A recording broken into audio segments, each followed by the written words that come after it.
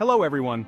Today we're diving into why Stoicism, often perceived as a simple philosophy of resilience, is considered complex and multifaceted in psychology.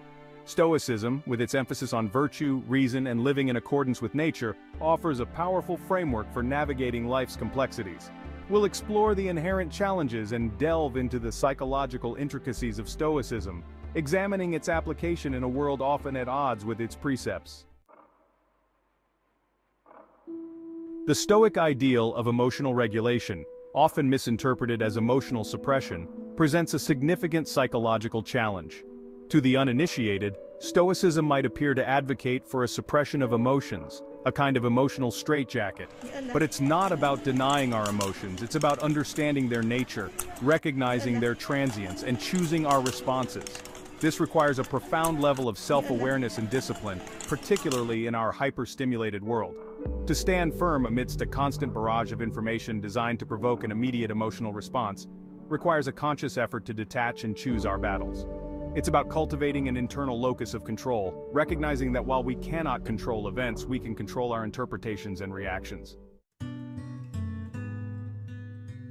The Stoic concept of amor fati, the love of one's fate, is often difficult to grasp, let alone embrace. It's easy to accept the good, the pleasant, the fortunate. But what about the curveballs life throws our way, the losses, the setbacks? To accept these with equanimity, to view them as integral parts of our journey, requires a fundamental shift in perspective. It's about recognizing that suffering is an inevitable part of the human experience, and that our struggles can be sources of growth and wisdom. This acceptance, this amor fati, allows us to move forward with a sense of tragic optimism, understanding that even in adversity, life is worth living, and meaning is to be found.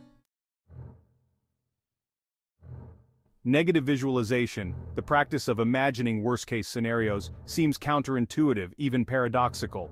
Why would we invite negativity into our thoughts? But this Stoic practice is not about dwelling on pessimism, but about preparation and perspective.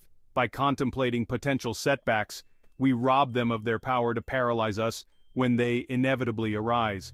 Imagine the anxiety of public speaking. By visualizing a worst-case scenario, we can mentally prepare for such eventualities, mitigating their potential to derail us. This mental rehearsal of adversity allows us to approach challenges with a greater sense of calm and control, transforming potential anxiety into strategic preparedness. Stoicism advocates for detachment from material desires, a challenging proposition in our consumerist society. We are bombarded with messages equating happiness with acquisition, with the next purchase, the next upgrade. This constant pursuit of external validation can lead to a perpetual state of dissatisfaction, a restless striving for the next shiny object. Stoicism encourages us to find contentment within, recognizing that true happiness is not contingent on external possessions. This doesn't mean renouncing all material possessions, but rather cultivating a healthy detachment from them. It's about finding joy in the simple things, in experiences, in relationships, in the pursuit of virtue, rather than in the fleeting satisfaction of material acquisition.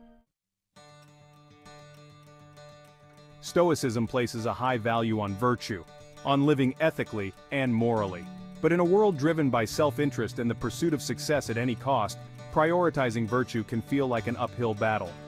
We are often encouraged to prioritize personal gain, to climb the ladder of success, even if it means compromising our values. Stoicism reminds us that true success lies not in external achievements, but in the alignment of our actions with our principles. It's about having the courage to do the right thing, even when it's difficult, even when it comes at a personal cost. This commitment to ethical living is not always easy, but it is ultimately the path to a meaningful and fulfilling life. Stoicism stresses the importance of self-awareness, of examining our thoughts and motivations. This process of introspection can be uncomfortable, even painful at times. It requires us to confront our flaws, our biases, the shadows we may prefer to keep hidden.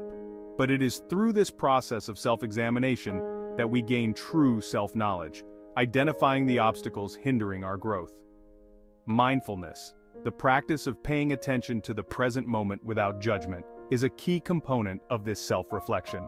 This inner work, this commitment to self-awareness and mindfulness, is essential for our personal growth and for living a life in accordance with Stoic principles. As we've explored, Stoicism, while seemingly straightforward, presents a profound set of challenges. It calls for emotional regulation, acceptance of fate, and a focus on virtue in a world often pulling us in opposite directions. Yet, the psychological complexities of Stoicism are precisely what make it so compelling. If you found this exploration of Stoicism insightful, please like and subscribe for more videos delving into the intricacies of this ancient philosophy.